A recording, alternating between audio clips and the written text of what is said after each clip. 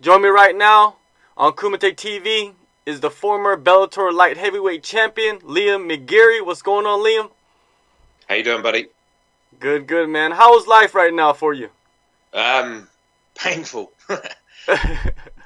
Training, just I lose track of days. Everything blends into one. As usual, like 3 weeks out from a fight, it's tough camp, very tough camp. During a training camp, is it better for you to have days bleed into the other days? You kind of get lost in the sauce, lost in the camp? I think so, yeah. I don't tend to think about a lot of other stuff apart from the fight camp.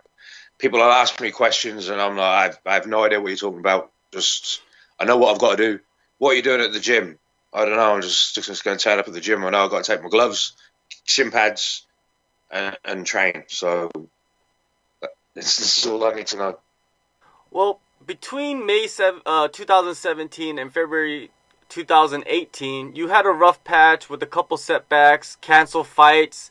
Looking back at that period, how much growth happened to you? Right. So basically, that time period that I had to go down to go up, right to go left, backwards to go forwards. It was. I had a lot of stuff going on, and bad choices, bad mistakes, and you have to learn from these things, but it turned me into the person who I am. It's turned me into the person what I've now become. So you kind of need these things, but I happen to do my breakdown on TV, so it's one of them things, life is life, and shit happens. So you just have to wipe your nose and get on with it. Do you feel like you're in the second part of your career right now, the second leg? Definitely. I mean, like, my record is 13-3. So I came over to America with 1-0, one professional fight, and I managed to get in Bellator with a 3-0 record. So I'm still very, very early in my career, and most fighters don't come into Bellator or UFC until they've had like 15, 16 fights. So I grew into Bellator, and I wasn't mature enough as a fighter. I wasn't seasoned enough to be in the place where I was. I definitely earned my place.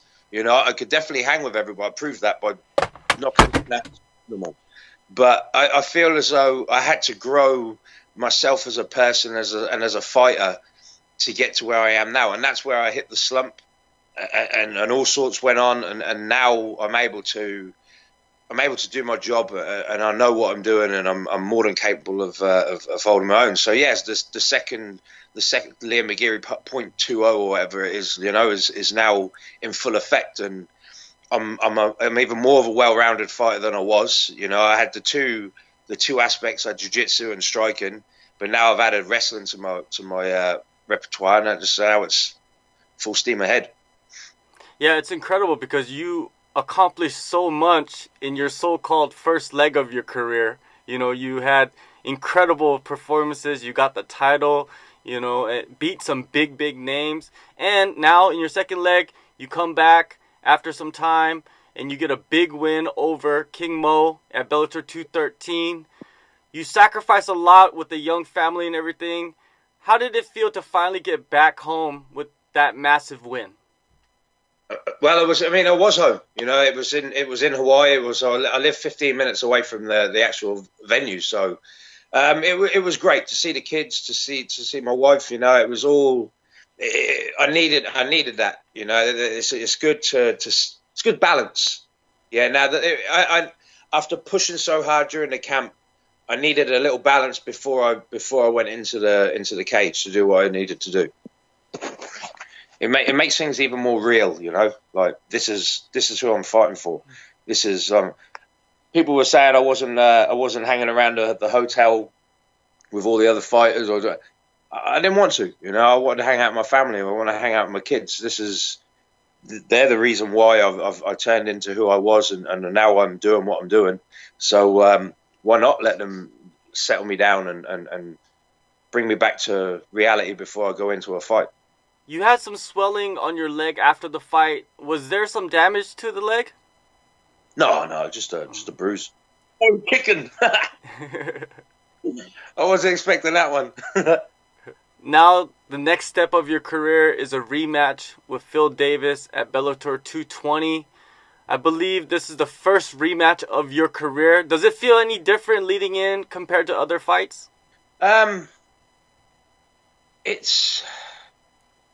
It doesn't. It doesn't. You know, there's obviously a lot of emotion there. You know, it was an emotional fight. He took my belt off me.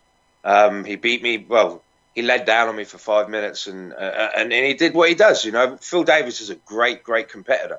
You know, he's got some good wins on his belt. You know, and he came over here and he won the belt. You know, but I mean, it's payback in a way. But I'm not even going to let that get into my thoughts. You know, it's like, you know what, this is another dude. I fought him once. He couldn't finish me in 5 rounds, and I get to finish him in 3. So I'm a completely different fighter than what I was. What was it, 2.5 years ago now? Mm-hmm. Something like that. I don't know. I haven't even watched the fight. I watched the first few rounds, maybe last week, for the first time since it happened. So at the end of the day, but I'll just put that behind me, man. I'm a completely different person, completely different fighter, and now I get to show it.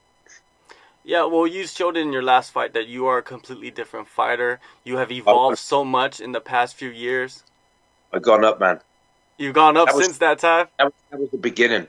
The next level, mate. It's I've not fully evolved yet. I'm still getting there, but it's only going to get better. But I'm on the way up, and I can't wait to show everybody. Phil, he is a great competitor, like you said. Do you feel that he has evolved throughout the years? No. Phil's been doing the same shit he's been doing for years, you know. But here, listen, this is fighting. You know, Mo came out and threw kicks at me. When the fuck has Mo ever thrown kicks? So you got to be prepared for anything and everything. But I know what he has to offer. I've felt what he's got to offer. I had him at his best, you know. He never had me at my best. So now he gets to see me at my best. And let's see how we do.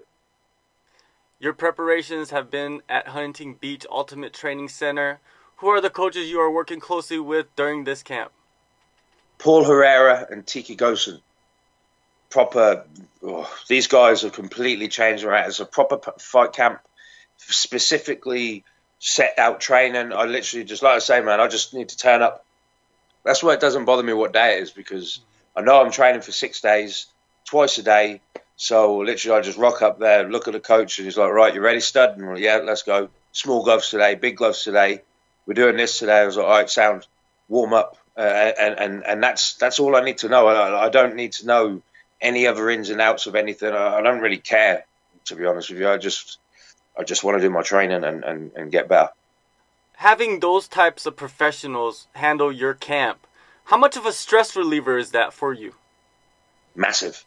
I mean, like my old coaches back in New York, man, I'm not taking anything away from them. You know, I won the world title with Jason Strout. You know, I was doing jiu-jitsu with John Danaher.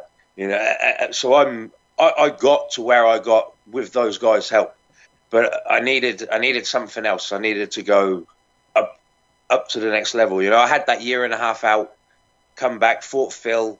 In that 1.5 years, you could study me, you could study my game, and that's exactly what he did. You know, he shut everything down. He knew what I was going to do. You know, and so I had to evolve my game. I had to get better. The sport evolved, and I was looking at it like I was going to stay where I was. It was going to evolve without me. You know, and I couldn't let that happen. So I had to put my nose to the grindstone and put the work in. Southern California is becoming a hub for MMA now. Are there any other locations you are visiting during this camp? No, just Huntington Beach, Ultimate Training Center. All right, let's talk about the light heavyweight division. Right now, it's in an interesting spot. You got the champion, Ryan Bader. He's splitting his time between 2 weight divisions. Where do you see yourself in the title picture? I don't know. We'll take care of that. I'll think about that after Phil. You know, like I said, man, I don't really care for what's going on around me. All I know is that Phil Davies is going to be sitting in front of me. And then after I fucking knock him out, then we'll see what goes on after that. All right. Another interesting thing. I know you said that you don't really pay attention to what's going on, but King Mo, your previous opponent, he's going out to Japan. Bellator has a good relationship with Ryzen. He's gonna fight for the light heavyweight title over there. Do Him. you see yourself, in the future going to Japan and fighting for the title, or just going out there for like a one-off or something like that? Is that something that you see in your future as a dream, come true or something like that? You know what? Yes, I would like to. Japan has enough respect for the fight game. They understand the sport, and they truly love the fight game. So yeah, of course, I'd love to get out there and have a scrap. I know that the ONE FC has just been out there recently. So I've been reading all the write-ups, and it's been a great night, and Japan is great hosts. So yeah, 100%. I'd love to go out there and put a show on. Now, during camp, there's a lot of stuff going on. What type of music? You're from England, but you're in California now, but you live in Hawaii. You get experience to a lot of different types of music. What music gets you pumped up? What music gets you into the mood of training or even just punching people in the face? You know what, man? You're the second person who asked me that. I don't really need music to get me pumped up to go punch someone. I just do it. Just, all right, go punch this dude. Okay, sound. It really not like, it's not, it doesn't, it used to be when I was younger, but nowadays I just mind is focused straight. I know what I got to do. So I do it. I turn it on when I got to turn it on, and I turn it off when I need to turn it off. So, but I do like listening to some rock. I've been listening to some Raised Fist. There's a new the band that I just got put onto. That's pretty good. So I like the hard rock, people screaming down the microphone, but that's not going to get me in the mood to have a fight. Like, it's just nice to listen to. One last thing before I let you go. In the main event, you got Rory McDonald facing John Fitch. How do you see that fight playing out? Who do you think has the advantages in this fight?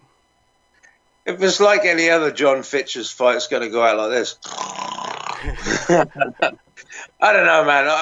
Rory McDonald is a very talented fighter, but John Fitch is a very talented wrestler. He's been doing it for years. The same thing. Is this a tournament fight? Yes, but it's for the title. It's for the title. So I don't even know how. Is it the? If he wins, final? he wins the title and he moves on in the tournament. Okay, right. It is like that. I thought they would have had him fighting for the title, like the winner of the tournament fights for the title. No, it's like the title can exchange hands 3 times. Dude, see, you know what I mean? I pay no attention to what the hell's going on. I went to see MVP and Paul Daly the other week. That was a great fight. But yeah, no, these two, I don't know. I'm just looking forward to my fight, to be honest with you. I could sit back and then watch the others afterwards and enjoy what they put on. But I know what I got to do.